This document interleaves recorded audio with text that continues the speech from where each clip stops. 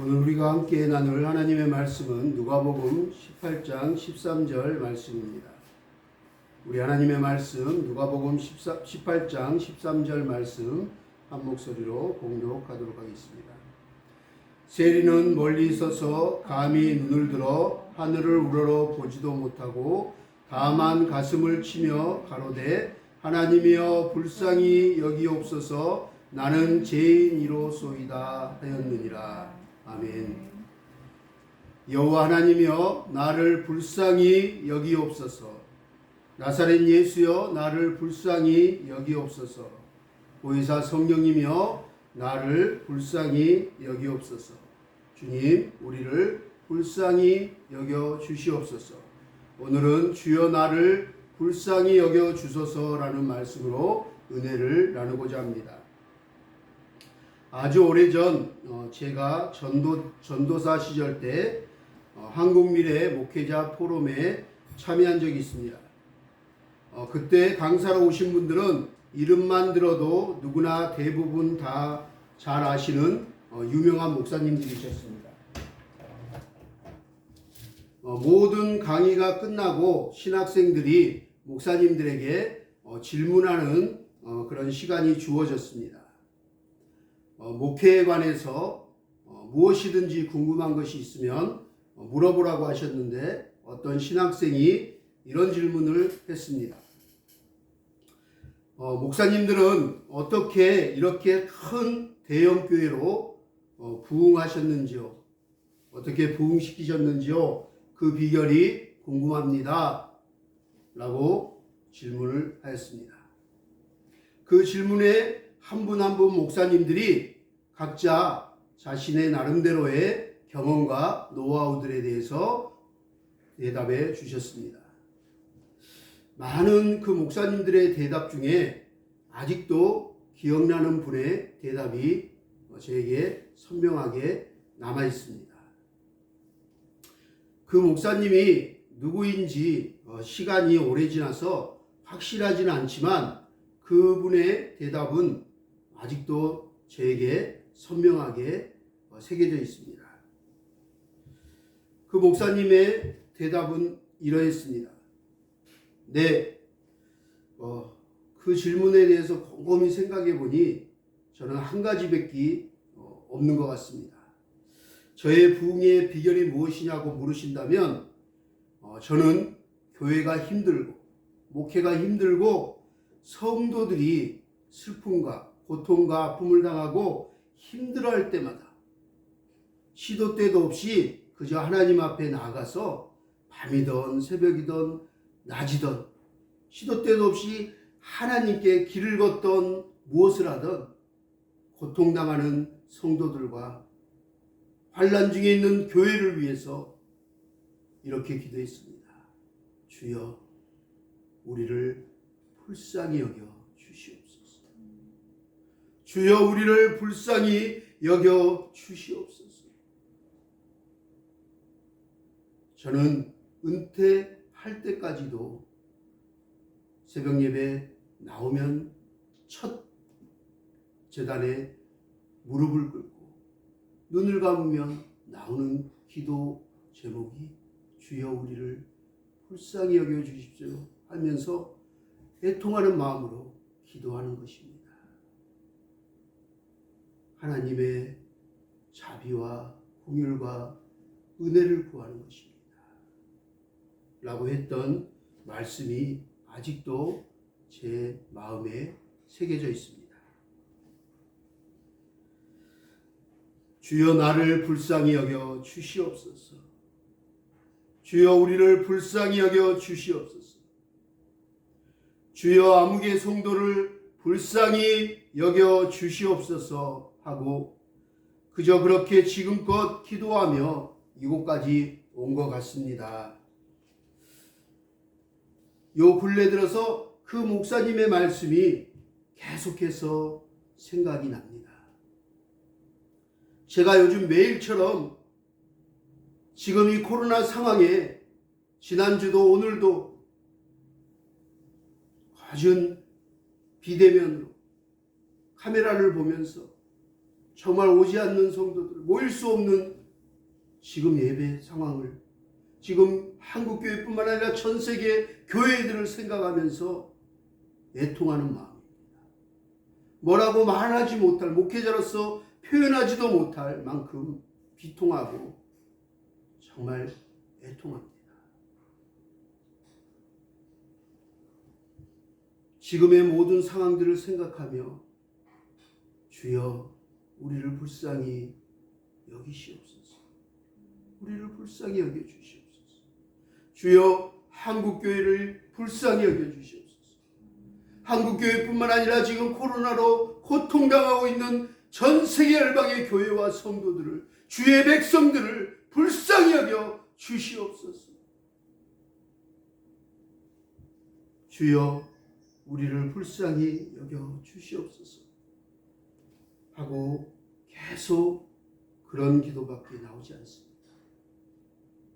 특히 코로나가 발생하고 4단계로 최근 격상되어서 너무나 힘들어하는 개척교회, 미자립교회들과 또 그 목사님들 헌금도 나오지 않아서 생계와 월세도, 관리비나 유지비, 전기세도 못 내서 알바하고 각종 노동을 했는데도 일자리가 없다고, 이 나이에 써주는 데가 없다고,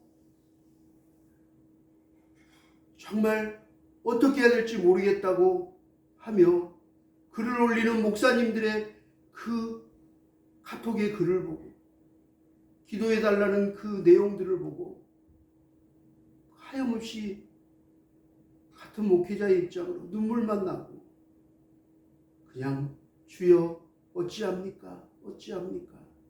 주여 어찌합니까? 우리를 불쌍히 여겨 주시옵소서 라고 기도할 수밖에 없습니다. 저도 모르게 기도만 하면 요즘 그 기도가 나옵니다. 주위를 둘러보면 사연 없는 집이 없습니다. 눈물 없이는 들을 수 없는 아픔과 슬픔과 그리고 고난을 겪지 않는 분들이 단 한 사람도 없는 것 같습니다. 각자 나름대로의 다 고통과 고난과 슬픔에 눈물이 흐르곤 합니다. 마음의 우울함과 슬픔들이 이제 샘솟아서 넘쳐나서 어떻게 해야 될지를 몰라하는 이들이 많습니다. 개척교회나 미자립 삼각교회 목사님 가정과 선교지를 잃어버리고 돌아와서 이곳저곳 철새처럼 떠돌아다니는 신세가 되어버린 선교사님들과 지금 이대로 하다 죽겠다, 굶어 죽겠다 하며 아우성치는 자영업자들과 취업이 되지 않아 괴로워하는 취준생들과 대학교는 어렵게 힘들게 들어갔으나 2년 동안 입학하고 단 한 번도 대학생이 되어서 대학생다운 생활을 해보지도 못하고 캠퍼스 땅을 한 번도 밟아보지 못하고 어쩌면 이렇게 대학교를 입학해서 4년 내내 이렇게 보내면서 졸업할지도 모르는 현재 대학생들, 이 대학생이 된 이들과 미래에 대한 아무런 기대와 희망과 그리고 어떻게 해야 할지, 어떻게 미래를 설계해야 될지, 어떻게 해야 될지 모르고 있는 청소년들과 정말 마음껏 소리치며 친구들과 산으로 들로 뛰어다니고 분식점에 모여서 떡볶이와 라면들을 나눠 먹으며 운동장에서 몸을 막 부딪히면서 흠뻑 땀을 흘리며 마음껏 놀아본 추억이 전혀 없는 이 코로나 시대에 요즘 유치원생들과 초등학생들과 어린 자녀들을 생각하면 그 누구 하나 할 것 없이 너나 나나 모두 다가 불쌍한 인생들입니다. 이 시대에 태어난 것도 너무나 억울하고 불쌍할 것 같습니다. 지금 자녀들을 생각하면 저는 마음이 찢어집니다. 이번 주에도 지금 다른데 지역아동센터나 학교들은 이 코로나 4단계가 되면서 전면 휴업을 하고 아이들이 학교도 안 가고 학원도 안 가고 있지만 이 어려운 상황 속에서도 지난 몇 년 동안 단 한 번도 쉬지 않고 계속 아이들을 돌본 우리들이 하나 지역아동센터 우리 센터의 아이들은 그나마 행복한 것 같습니다. 그런데 4단계로 최근 시에서 정부에서 지침이 내려와서 50% 이상 절대 안 된다라고 해서 어쩔 수 없이 처음으로 지금 전체 인원을 받지 못하고 돌아가면서 50%만 수용하고 아이들을 가르치고 있고 함께 생활하고 있는데, 그러다 보니 집에 혼자 있거나 아니면 엄마가 아빠가 직장을 못 가고 아이를 돌봐야 되는 상황이 되었는데, 아이는 방 안에서 하루 종일 갇혀서 할 것이 없고 징징거리고 밖에 나가 놀자 그러고, 여름이 되어서 계곡에 물놀이 가야 되는데 놀지를 못하니 이 아이들은 청소를 어떻게 해야 될지를 모릅니다. 부모도 마찬가지지만 이 아이들 스트레스와 이 우울증, 이 정서적인 면들을 어떻게 해결해야 될지 정말 불쌍한 시대에 어딘가 갇혀버리고 고립되어 버리고 말았습니다. 지난 며칠 전에 우리 탈북민 자녀인 세영이 엄마에게 전화가 왔어요. 목사님, 사모님, 세영이가 오늘 아침부터 계속 울고 하루 종일 울고 때를 써요. 수영장 보내달래요. 수영장 가자고 아침부터 밥도 안 먹고 계속 울면서 때를 씁니다. 지금 수영장 갈 수가 없는데 어떻게 해요? 갈 수 있는 데가 없는데.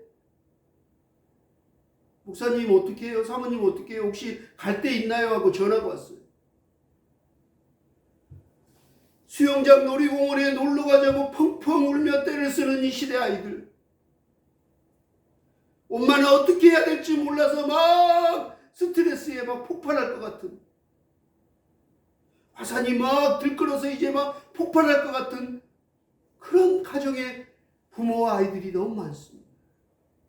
코로나 4단계로 막상 갈 곳조차 없습니다. 갈 길을 차마 염두도 안 납니다. 그런 지금의 어린 아이들을 생각할수록, 그 아이들을 생각하고 기도하면 할수록 마음이 비통합니다. 슬픕니다. 아픕니다. 그래서 기도하면 하나님 어찌합니까? 이 아이들 어떻게 합니까? 지금 이 시대를 어떻게 합니까? 정상적으로 성장 단계에 이르러야 될 아이들, 지금 황금기에 있는 아이들, 언어와 감정의 정서의 황금기를 갖고 있는 아이들인데, 심리학자 에릭슨의 말처럼 지금 아이들이, 우리가 돌보고 있는 아이들이 지금 모든 정서적인, 언어적인, 모든 환경적인, 사회적인 황금기를 겪고 성장해야 되는 그 성장기인데 성장이 멈춰버립니다. 이것을 해결하지 못한 채 커버리면 성인아이가 되고 말입니다. 그 안에 갇혀있고 뛰어넘지 못하는 그 한계에 더 앞으로 우리가 겪지 못한 더 고통과 해결하지 못하는 문제들에 직면해서 지금보다 더 많은 정서적 장애들이 나올 겁니다. 더 많은 우울증 환자들과 자살하는 사람들이 더 기하급수적으로 많아질 거예요. 일본은 엊그저께 제가 신문을 보니 1년에 자살하는 숫자가 무려 76만 명인가요? 일본에서 재난이, 쓰나미가 오고 동아시아 전쟁이 일어났을 때, 참전했을 때 일본 군인이 죽은 숫자보다 2배, 3배가 많대요. 전쟁의 재난의 가장 큰 재난을 겪었을 때 그 사망자보다 자살하는 사람이 작년 한 해 더 많아졌다는 게 코로나로. 전 세계에 지금 자살하는 사람이 재난이나 굶어 죽는 사람들을 뛰어넘기 시작했어요. 얼마나 비참한 시대를 이 코로나를 가면 갈수록 지금 참고 누르고 했는데 이제 견디지 못하고 폭발하고 있습니다. 누르고 계속 단계를 격상하고 연장해도 이제 한계, 이 댐이 그냥 무너질 것 같은 한계에 와 있습니다. 그러니 확진자들은 점점 줄이려고 어떻게 길을 쓰고 막지만 이게 물이 넘쳐버리고 댐이 붕괴되면 어떤 일이 생길지 모릅니다. 그리고 막는 그 댐 안에, 그 저수지 안에 물은 고여서 썩기 시작합니다. 계속 녹조 현상이 일어나고 생태계들은, 물고기들은 죽어갑니다. 지금 그런 현상이 코로나에 우리 이 시대에 일어나고 있습니다.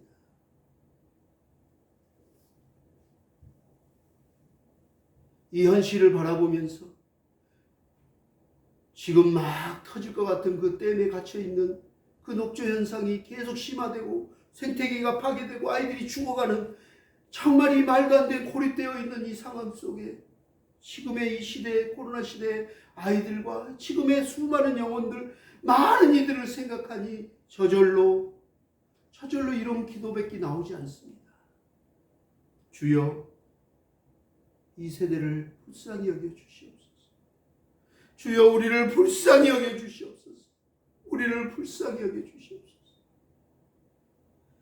그토록 아름답게 창조하신, 정말 말도 안 되게 아름답게 창조하신 하나님, 그 멋진 하나님 지으신 자연 속에서 마음껏 뛰어놀라고 만들어 놓으신 그 천국과 같은 에덴 동산 잃어버리고 지금 인간의 탐욕과 죄악이 극에 달해서 이제는 마스크를 벗고 하나님 그 신선한 공기 주신, 창조하신 아름다운 자연 속에서 숨도 제대로 쉴 수 없는 공간 안에 갇혀버린 이 세대,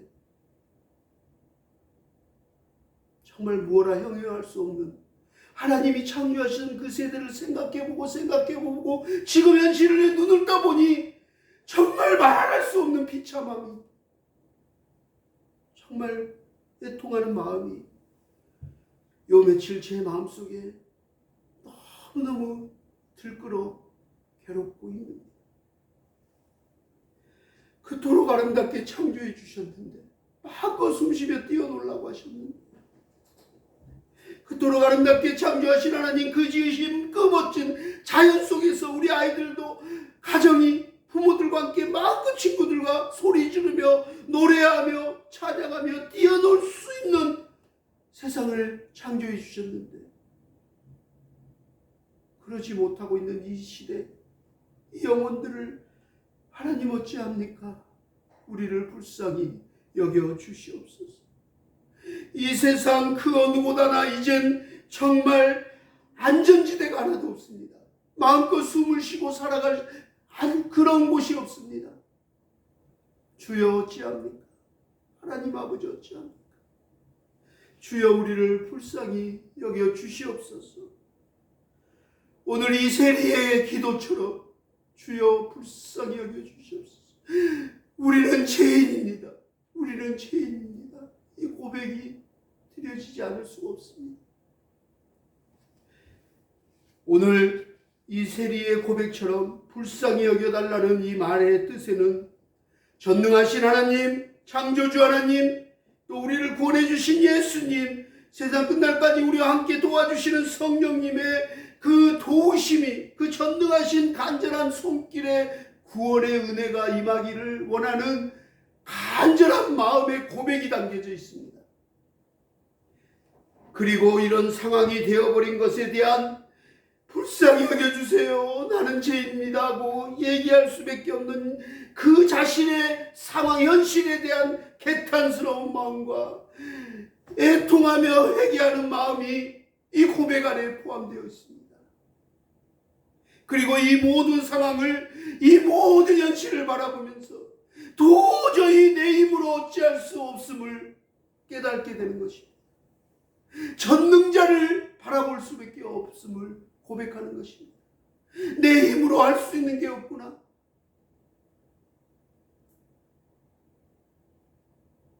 내 힘으로는 도저히 어찌할 수 없다는 그 고백과 함께 하나님 앞에 두 손 들고 나아갈 수밖에 없음을 고백하는 것입니다. 하나님 앞에 항복할 수밖에 없음을, 그리고 하나님의 도우심을 구하며 하나님 나를 불쌍히 여겨주시옵소서. 나는 죄인입니다. 우리는 죄인입니다. 우리의 죄를 용서하여 주시옵소서 하는 그 겸손의 고백이 이 세리의 고백에 포함되어 있습니다. 그러므로 우리는 지금 이처럼 비통하고 개통스러운 현실 앞에서 날마다 이 상황들을 바라보면서, 우리 아이들을, 우리 영혼들을 바라보면서, 지금의 교회와 성도들의 상황들을 바라보면서 우리 주님께 나아가서 우리 함께 기도해야 합니다. 주여, 주여, 우리를 불쌍히 여겨 주시옵소서. 주여, 나를 불쌍히 여기소서. 주여, 나를 불쌍히 여겨 주시옵소서. 우리를 불쌍히 여겨 주시옵소서 하며 애통하는 심령을 가지고 애통하는 자가 되어야 합니다. 그 애통하는 마음으로 여러분 기도하고 있습니까? 그 애통하는 심정으로 주일 예배를 그리워하고 하나님을 사모하며 그렇게 애통하는 심정으로 기도하고 예배드리고 있습니까? 아니면 코로나로 교회 안 가도 되네, 안 가니까 더 편하네, 집에서 이렇게 온라인으로 편안하게 편안한 자세와 복장으로 예배드리니까 더 좋네 하고 지금 상황을 즐기고 계십니까? 아니면 그러지 못하며 하나님 앞에 눈물로 애통하며 하나님, 교회 가고 싶어요. 하나님, 성도들과 함께 모여서 주의 백성들과 함께 하나님을 찬양하고 마음껏 소리질러 예배드리고 싶어요 하며 하나님, 우리를 불쌍히 여겨주세요. 우리 교회를 불쌍히 여겨주세요. 우리 성도들과 자녀들을 불쌍히 여겨주세요 하며 애통하는 자의 심령으로 예배하고 있습니까?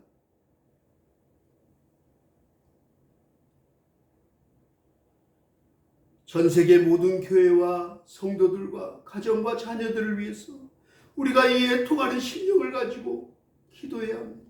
이 애통하는 자들이 바로 천국이 그들의 것임이라라고 주님께서 말씀하셨습니다. 여러분들에게 이 애통함의 심령이 있습니까? 주여, 나를 불쌍히 여겨주세요. 우리 교회를 불쌍히 여겨주세요. 우리 목사님을 불쌍히 여겨주세요. 우리 성도들을 불쌍히 여겨주세요. 우리 자녀들을 불쌍히 여겨주세요 하고 기도하고 있습니까? 하나님께 그렇게 외쳐 부르짖고 있습니까? 성경 말씀을 보니 이렇게 주님께 애통하는 심정으로 간절히 기도하고 부르짖으며 주의 이름을 부른 사람들은 모두 한 사람도 빠짐없이 우리 주님의 구원의 손길이 임하였음을 우리는 잘 압니다. 주여, 나를 불쌍히 여기소서. 주여, 우리를 불쌍히 여기소서 하고 기도하며 부르짖었더니 기적이 일어났습니다.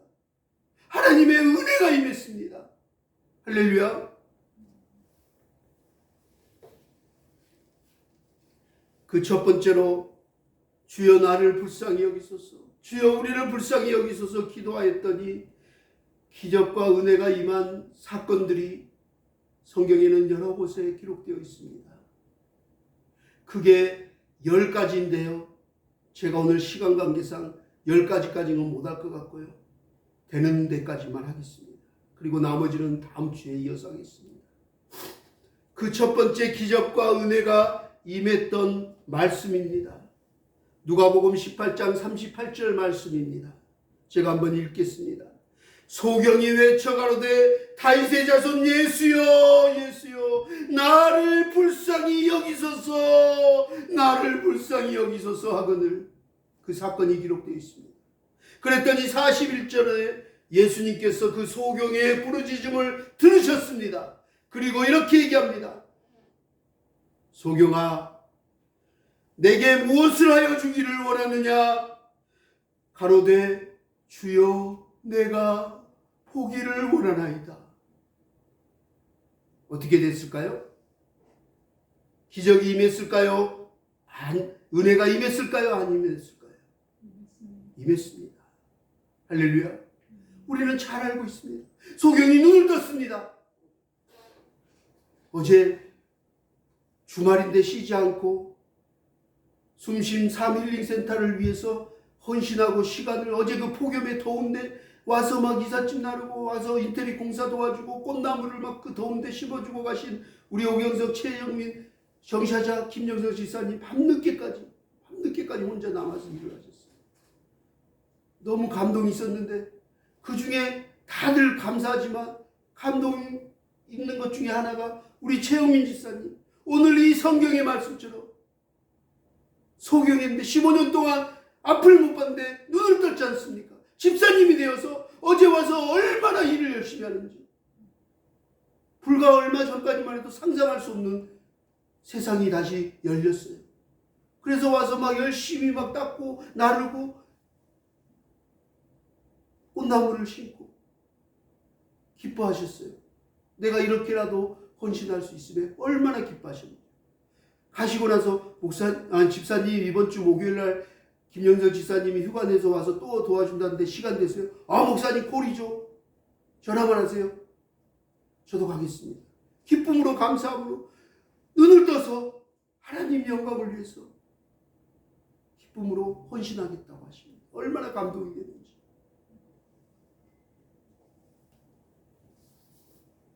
주여 나를 불쌍히 여기소서 했더니 기적이 임했습니다. 그리고 그 소경에게 주님께서 말합니다. 내 마음의 소원이 무엇이냐?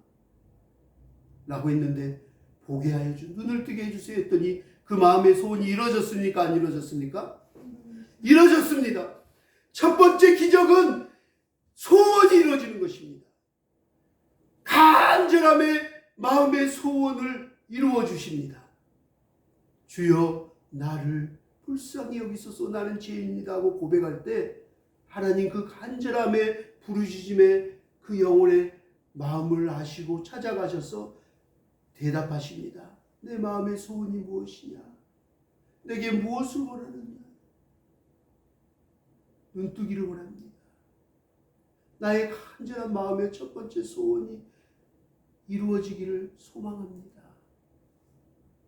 그랬더니 주님께서 그 마음의 소원에 들어주시고 눈을 뜨게 해주셨습니다. 할렐루야. 소경이 주님께 찾아와서 불쌍히 여겨달라고 하셨더니 우리 주님께서 소경의 소원을 성취하여 주셨습니다. 우리의 마음의 소원에 성취해 주신 하나님 앞에 우리도 애통하는 심령으로 주여 나를, 우리의 자녀, 우리의 교회, 우리 성도들, 우리 이 시대를 불쌍히 여기주소서 하고 애통하는 자에 기도를 하나님께서 찾고 하나님께서 듣고 계심을 믿으시기 바랍니다. 할렐루야. 여러분의 마음의 소원이 이루어지기를 정말로 원하십니까? 그렇다면 예수여 예수여 나를 불쌍히 여기소서, 나를 불쌍히 여기소서, 이렇게 예수님께 간절히 외치시기를 바랍니다. 두 번째, 주여 나를 불쌍히 여기소서, 주여 우리를 불쌍히 여기소서 하고 기도하여 부르짖었더니 기적과 은혜가 임했습니다. 그 두 번째로 그렇게 외쳤더니 이번에는 질병에서 고침을 받게 되었습니다. 마태복음 14장 14절 말씀입니다. 제가 읽어보겠습니다. 예수께서 나오사 큰 무리를 보시고 불쌍히 여기사 그 중에 있는 병자를 고쳐주셨더라. 예수님께서 병인을 보시고 불쌍히 여기시고 그 중에 있는 병자를 주님이 불쌍히 여겨서 그 병든 사람을 고쳐주셨다고 합니다. 그런 사건들이 이 마태, 마가, 누가, 요한복음의 사복음서에 많습니다. 성경에 이곳저곳에 많이 있습니다. 병든 육신 고침을 받기를 원한다면, 또 내 영혼에 병든 것이 있다면, 몸과 마음에 병든 것이 있다면 주여 나를 불쌍히 여기소서, 나를 고치소서 하고 기도하시기 바랍니다. 간구하시기를 바랍니다. 할렐루야. 세 번째입니다. 주여 나를 불쌍히 여기소서, 주여 우리를 불쌍히 여기소서 했더니 또 기적과 은혜가 임합니다. 마태복음 17장 15절 말씀입니다. 마태복음 17장 15절 말씀인데요. 주여 내 아들을 불쌍히 여기소서. 주여 내 아들을 불쌍히 여기소서. 저가 간질로 심히 고생하여 자주 불에도 넘어지며 물에도 넘어집니다. 지금 우리 시대 아이들이 마치 간질병 환자 같아요. 뭘 하나 음식도 스스로 잘 결정을 못해요. 그러니 미래도 꿈도 비전도 생각도 못하고 결정도 잘 못해요. 애들을 불안해요. 물가에 내놓은 어린 소 같아요. 양 같아요. 빠져 죽을 것 같아요. 요즘 부모들의 마음이에요. 이 엄마의 부모의 기도처럼 주여 내 자녀를 불쌍히 여기소서. 이 아이가 이 세상에 나가면 이렇게도 넘어지고 물에도 넘어지고 불에도 넘어지고 할까 걱정입니다. 그게 여러분들의 마음 아닙니까? 부모의 마음 아닙니까? 제가 그런 마음이에요. 아니 대학생이 되고 성인이 되고 대학생이 되고 해병대를 가고 그렇게 장가를 가도 요즘 아이들 불안한 거예요. 더 큰 일이 일어나고 전쟁이 일어나면 잘 감당할까? 보릿고개가 오면 고난의 행군이 오면 잘 감당할까? 물론 부모는 항상 자녀 걱정이지만 아이들이 일이 넘어지고 철이 넘어질까 불안해요. 그리고 아이들이 병들어 보세요. 할 수 있는 게 있나요? 아이들이 아픈데 할 수 있는 게 있나요? 그럴 때는 어떻게 하죠? 기도 안 하던 분들도, 평상시 하나님 안 찾던 사람들도 자기가 아플 때보다 자녀 어린 자녀가 아프면 그냥 그 아이를 어떻게 할 줄 모르고 막 발을 동동 구르며 나중에 어떻게 하죠? 하나님 도와주세요. 하나님이 아예 아프지 않게 해주세요. 기도할 수밖에 없잖아요. 기도를 안 해서 문제입니다. 그런데 기도하면 하나님 들어주십니다. 불쌍히 여겨달라고 기도하면 그 간절히 기도하면 들어주십니다. 그 자녀, 그 간질 걸린 자녀 고쳐주셨습니다. 그런데 놀라운 게 있습니다. 이 사건을 보면 놀라운 게 있어요. 이 여인은요, 간질을 얘기를 하면서 넘어지고 물에도 넘어지고 불에도 넘어집니다. 병이 걸렸습니다. 고쳐주세요 했는데 예수님 뭐라고 하셨어요? 예수님은 영적으로 얘기하셨어요. 귀신으로부터 노임받았다라고 하십니다. 할렐루야. 세 번째 은혜는 귀신으로부터 노임을 받게 되는 것입니다. 마태복음, 마가복음 5장 19절 말씀도 이렇게 얘기합니다. 허락지 아니하시고 저에게 이르시되 집으로 돌아가 주께서 내게 어떻게 큰 일을 행하사 너를 불쌍히 여기신 것을 내 친속들에게 고하라 하시니라. 마태복음 15장 22절 말씀입니다. 가나안 여자 하나가 그 지경에서 나와서 소리질러 가로되 주 다윗의 자손이여 나를 불쌍히 여기소서 내 딸이 흉악히 귀신 들렸나이다. 스로보냐 여인은 예수님께 내 딸을 불쌍히 여겨달라고 하면서 딸의 귀신 들려 앓고 있는 병을 고쳐달라고 애원하면서 간절하게 소리치며 매달렸습니다. 그때 예수님이 그를 시험했습니다. 뭐라고 시험합니까? 아니, 나는 상관하지 않겠다. 고쳐주지 않겠다. 예? 그러면서 개 취급을 합니다. 그렇게 개 취급을 하여도 그 여인은 계속 주님에게 간절히 애원합니다. 그리고 주님께 붙잡고 더 호소합니다. 개도 주인의 상에서 떨어지는 부스럭이라도 먹으니 그 땅에 떨어진 부스럭이라도 먹으니 그 부스럭이라도 좋습니다. 불쌍히 여겨주십시오. 불쌍히 여겨주세요.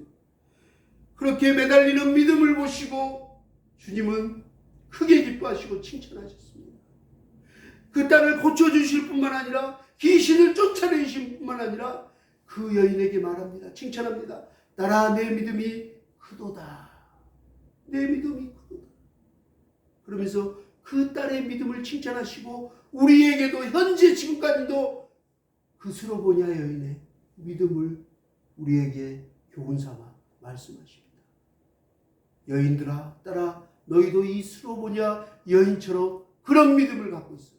그런 간구함을, 그런 간절함의 마음을 가져라. 특히 사랑하는 자녀를 위해서. 이 스로보냐 여인의 마음, 자녀들을 위해서 육적으로 영적으로 병이 들지 않도록, 병에서 자유함을 얻도록 자녀들을 위해서 기도하라 라고 하십니다. 할렐루야. 예수님께 불쌍히 여겨달라고 말하고, 예수님이 불쌍히 여기실 때는 단 한 명의 공격도, 그 어떤 귀신의 흉악도 결박도 다 쇠사슬도 끊어지고 풀어지고 자유롭게 해방될 것입니다. 할렐루야. 우리는 자녀가 아프고 자녀가 어떤 상황이 되어도 할 수 없을 때가 많습니다. 우리 인생에는 우리 힘으로 도저히 할 수 없는 상황이 너무나 많습니다. 코로나도 마찬가지입니다. 불가항력입니다. 뭘 할 수 있겠습니까? 자녀들이 오히려 수영장 가자, 놀이공원 가자 그래도 들어주지도 못하는데, 우리는 이 상황에 우리의 한계를 고백해야 합니다. 우리의 힘이 없고 능력도 없고 하나님 앞에 정말 우리가 무지하고 무능함을 고백해야 합니다. 우리의 한계를 고백해야 합니다. 그리고 겸손해져야 합니다. 그러며 주님 앞에 나아가 주여 나를 불쌍히 여기소서, 불쌍히 여기소서 하고 기도하고 예배합니다. 네 번째, 기적과 은혜가 임한 말씀입니다. 마태복음 15장 32절 말씀입니다. 예수께서 제자들을 불러 가라사대 내가 무리를 불쌍히 여기노라, 불쌍히 여기노라. 저희가 나와 함께 있은지 이미 사흘임에 먹을 것이 없도다. 길에서 기진할까 하여 궁겨보내지 못하겠노라. 불쌍히 여기셨습니다. 그리고 마가복음 8장 2절 말씀입니다. 내가 무리를 불쌍히 여기노라. 저희가 나와 함께 있은지 이미 사흘임에 먹을 것이 없도다. 네 번째, 힘들고 어려울 때 우리 주님이 불쌍히 여기시며 반드시 도와주신다는 것입니다. 반드시 도와주십니다. 말씀을 듣다가 때를 놓쳤을 때에도 주님의 불쌍히 여김을 받으며 중일의 긍휼하심이 임하면 은혜가 쏟아지는 것입니다. 오병이의 기적이 일어나는 것입니다. 먹을 것이 다 떨어졌는데 하나님의 사람 엘리야를 보내서 그 과부에 쌀이 떨어지고 먹을 양식이 다 없어서 굶어 죽게 생겼는데 그 비싼 기름이 막 넘쳐나서 그 필요를 넘치도록 부어주십니다. 할렐루야. 먹을 게 그 수만 들판에 그 수만 명이 먹을 게 없는데 5,000명 이상 그 수많은 군중이 먹을 게 없는데 배가 부르도록, 배 터지도록, 먹고 남을 정도로 공급해 주시는 분이 전능하신 나의 하나님이십니다. 우리의 공급자 하나님이십니다. 할렐루야. 더욱더 하나님을 의지하고 믿어야 합니다. 코로나에 어렵다, 먹고 살기 힘들다, 이대로 굶어 죽겠다, 그렇게 낙심하고 의심하고 좌절하고 하나님을 떠나버리면 안 됩니다. 할렐루야. 주님이 책임져 주십니다. 주님이 우리 육신의 양식뿐만 아니라 우리 영혼의 외로움도 슬픔도 우울함도 괴로움도 아시고 우리의 영혼의 양식도 채워주시는 분입니다. 할렐루야. 그 양식을 책임져 주시는 분이 하나님이십니다. 그러니 우리는 주의 일을 하다가 기쁨으로 주 앞에 가야 하는 것입니다. 너희는 먼저 그의 나라와 그의 의를 구하라. 그리하면 이 모든 것을 너희에게 더하여 주시리라. 할렐루야. 우리 먼저 하나님 일을 하다가 주님 앞에 멋지게 가기를 소망합니다. 우리 고 한재민 목사님처럼 그렇게 가고 싶습니다. 주의 일을 하다가 마지막 그 순간까지, 눈을 감는 그 순간까지 주님 기뻐하시는 일을 하다가 주님 앞에 가기를 소망합니다. 주님 기쁨으로 받으실 것입니다. 다섯 번째, 주여 나를 불쌍히 여기소서, 불쌍히 여기소서, 우리를 불쌍히 여기소서 하고 기도하고 부르짖었더니 놀라운 기적과 은혜가 임하였음을 우리는 잘 압니다. 그 다섯 번째, 그렇게 외치면 제사함과 빚을 탕감을 받게 되는 것입니다. 할렐루야. 마태복음 18장 27절입니다. 그 종의 주인이 불쌍히 여겨 놓아 보내며 그 빚을 탕감하여 주었더라. 아멘. 여러분, 사랑의 빚을 많이 졌습니까? 죄의 짐을 많이 졌습니까?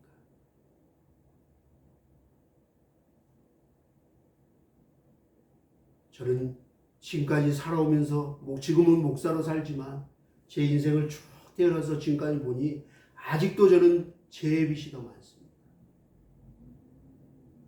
주님께 탕감받은 그 죄의 빚이 더 많은 것 같습니다. 목회자가 됐는데도 신학을 하고 주님께 말씀을 붙잡고 씨름을 하고 학부와 신대원 또 에스라 성경대학원까지 갈급해서 성경 가지고 씨름하고 인형 기숙하고 묵상하고 매달렸는데도 아직도 해결되지 않는 문제, 아직도 해결되지 않는 죄의 문제, 그러면서도 불구하고 또 넘어지고 죄를 짓는 문제들 아직도 여전히 있습니다. 그런데 그 모든 죄를 다 탕감해 주신 분이 계십니다. 우리를 위하여 그 죄의 십자가를 지시고 갈보리 언덕 위에 죽으시고 부활하시고 승리하신 우리 구주 예수 그리스도십니다. 할렐루야. 우리는 그 제사함을 받았습니다. 그 많은 죄의 빚의 탕감을 받았습니다. 그것을 잊지 말라고 하십니다. 또 알면서 또 죄를 지을 때마다 그래, 내가 나를 위해서 그 죄를 지고 그 고통을 당하셨는데 주여 나는 또 연약합니다. 불쌍히 여겨주세요. 나를 불쌍히 여겨주세요. 내가 그 빚을 탕감받았죠. 그런데 또 이렇게 어리석습니다.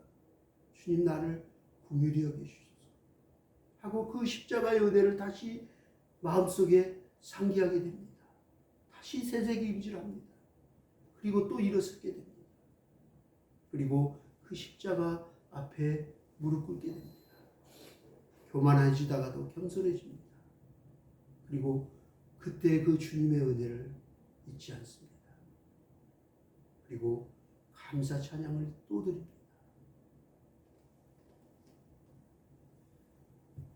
마태복음 18장 33절 말씀입니다. 내가 너를 불쌍히 여긴 것 같이 너도 내 동간을 불쌍히 여김이 마땅치 아니하느냐라고 얘기합니다. 우리는 아직도 그 엄청난 말할 수 없는, 도저히 갚을 수 없는 그 죄 사망의 그 굴레의 그 빚을 탕감받았는데도 돌아서서 요만한 눈에 상대방의 눈에 옥의 티를 보고 정죄하고 욕하고 심한 말을 합니다. 상처를 줍니다. 주님은 네가 탕감받은 게 얼마니? 라고 물으십니다. 그리고 넌 그 긍휼함을, 그 제사함을 받았지 않느냐? 잊지 말거라 하면서 돌아가서 너 벗에게 어떻게 해야 되는지, 마땅한 건지 생각해 보거라 라고 말씀하십니다. 1만 달란트의 빚을 주님이 불쌍히 여겨 내 죄를 탕감하여 주었는데 나는 100데나리온 아주 적은 것 상대방을 관용하고 용서하지 못하고 정죄하고 심판하고 바리새인처럼 그렇게 살고 있지 않은지, 그런 불쌍히 여기는 마음을 잃어버리진 않았는지, 그렇게 애통하며 긍휼한 마음을 잃어버리진 않았는지, 지금 조국교회와 성도들, 우리는 하나님 앞에 이 세리의 모습을 한번 깊이 묵상하고 생각해 봐야 하겠습니다. 불쌍히 여김을 받아야 제사함을 받고, 나도 다른 사람을 불쌍히 여겨서 나에게 죄 지은 사람을 용서해야 나도 주님께 불쌍히 여김을 받는다라고 계속 말씀하십니다. 오늘은 주여 나를 불쌍히 여기소서, 주여 우리를 불쌍히 여기소서 하고 기도하였더니, 그렇게 간절한 마음으로 주님 앞에 나아가 부르짖었더니 어떤 기적과 어떤 은혜가 임했는지 우리 오늘 이 시간에는 5가지 은혜에 대해서 알아보았습니다. 다음 주에는 오늘 말씀에 계속해서 주여 나를 불쌍히 여기소서, 주여 우리를 불쌍히 여기소서 그렇게 간절한 마음으로 기도하고 부르짖을 때 어떤 기적과 은혜가 임하는지, 어떻게 그 은혜가 기적이 임하게 되는지